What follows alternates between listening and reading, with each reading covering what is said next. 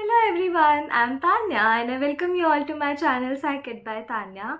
So as per your demand, the second thing which was most voted about was time management during the 3 hours of your exam कि कैसे हमें हमारा time manage करके चलना चाहिए कि हमें टाइम शॉर्ट ना पड़े because psychology is a theoretical exam and जितना लिखो कम है and you have to make flow charts, you have to make diagrams to make it look presentable, you have to underline things, you have to mention the keywords, you have to name the psychologists. A lot of things are there and it is very important that you know the proper time management technique.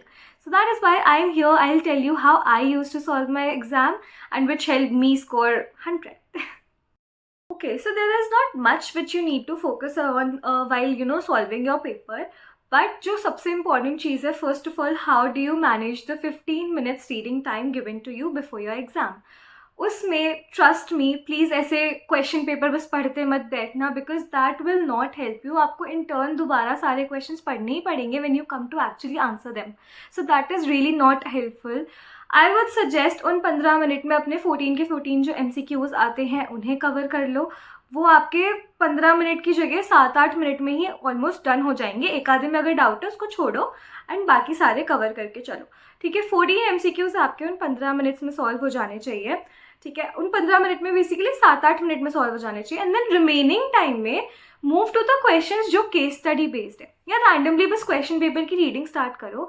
जहाँ पर देखिए case study based question आया वहाँ पर identify करते चलो कि कौन सा कॉन्सेप्ट हाईलाइट हो रहा है, क्या मुझे यहाँ पे समझाना है, what are the headings which I have to put, what are the keywords which are to be told here, what is the diagram which is to be made here, क्या फ्लो चार्ट यहाँ पर बनाना है. ये सारी चीज़ें आपको question read करते टाइम आ जानी चाहिए. सो ऐसे करके आपके पास 2-3 केस स्टडीज़ भी आपकी उन बचे हुए 7-8 मिनट्स में सॉल्व हो जाएगी. ठीक है, and it's not like 15 minute है तो 15 मिनट ही आप रीडिंग के लिए ले सकते हो.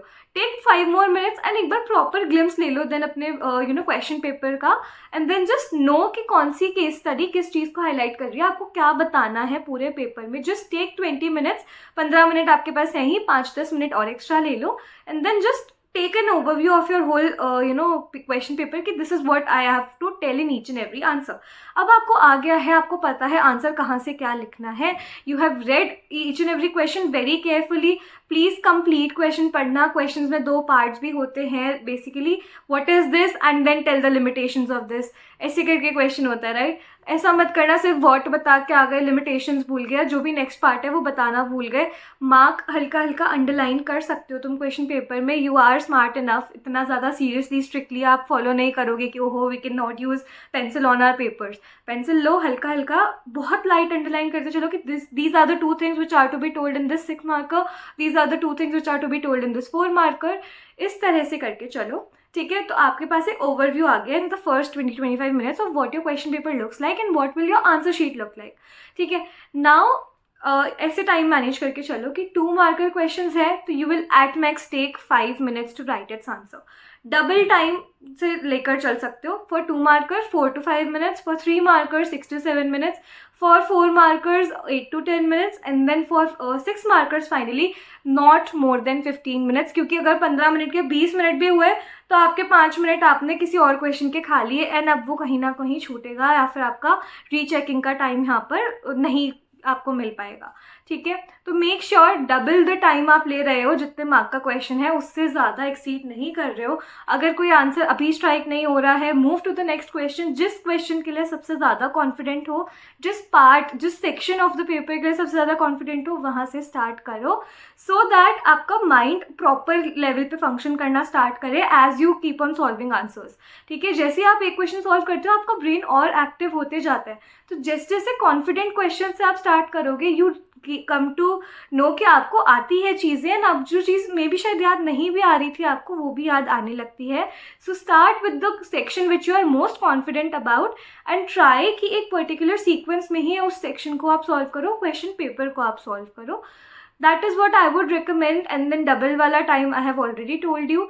ओके, ऑल्सो अब टाइम मैनेजमेंट कैसे होगा, क्योंकि केस स्टडी है, थियोरेटिकल है, डायग्राम भी बनाना है, फ्लो चार्ट भी बनाना है.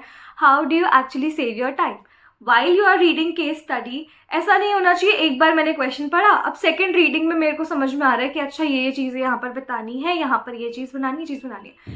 रीड अ क्वेश्चन थोड़ा टाइम देकर, 1 मिनट लो, प्रॉपरली एक एक लाइन पढ़ो और उसी टाइम पे अपने दिमाग में फ्रेम बनाओ कि यहाँ पे मुझे ये डायग्राम बनाना है, उसके बाद मुझे ये पॉइंट एक्सप्लेन करना है, उसके बाद ये एक्सप्लेन करना है।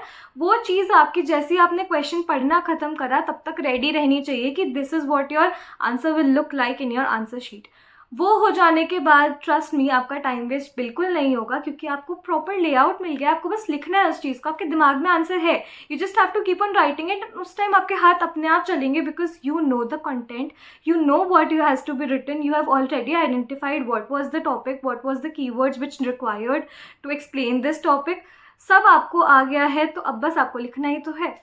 इन सब चीज़ों से you can save your time and then last में try and save at least 10 minutes to check कि आपने सारे पार्ट्स तो कवर कर लिए ना, कुछ भी ऐसा चीज़ नहीं है जो मिस हो गया हो, कोई ऐसा क्वेश्चन हो जो एकदम से आंखों से ही नहीं, मतलब होता है ना, आइडेंटिफाई नहीं हुआ हो, आंखों ने स्किप कर दिया हो आपकी देखने में। सब कुछ एक एक क्वेश्चन वाइज, क्वेश्चन नंबर तो सही डाला है, और पार्ट करा है तो और तो लिखा है ना उस पार्ट में, वो सब बहुत इंपॉर्टेंट है। वो सब चेक करके and then submit your paper, ठीक है।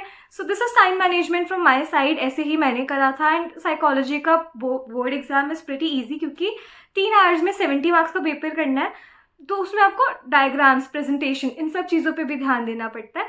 एंड बाकी कंटेंट लिमिटेड है, सिलेबस लिमिटेड है, तो it's pretty easy to tell it that, ठीक है। So this is about time management from my side. Tell me if you have any other issues और कुछ ऐसा और चीज़ चाहिए in which I can help you about. I am glad to help and I see in my next videos. तब तक के लिए take care and bye bye. Hello guys, actually there's one more thing which I want to inform you about. Many of you asked me about the answer key to the MCQ worksheets that I provided in my 3-day strategy video. But उस time पर मेरे पास कोई ऐसा answer key नहीं थी, so I started making it myself using NCERT and my knowledge. So I have made it from chapter number 1 to chapter number 3, which I will be putting in the description box below, so do check them out. And for the rest 4 chapters I'll be uploading it either here only afterwards when I complete them, or in tomorrow's video, which will be about case study solving. Okay, so do check them out and let me know if you have any other queries. I'll sort them out. Okay, bye bye.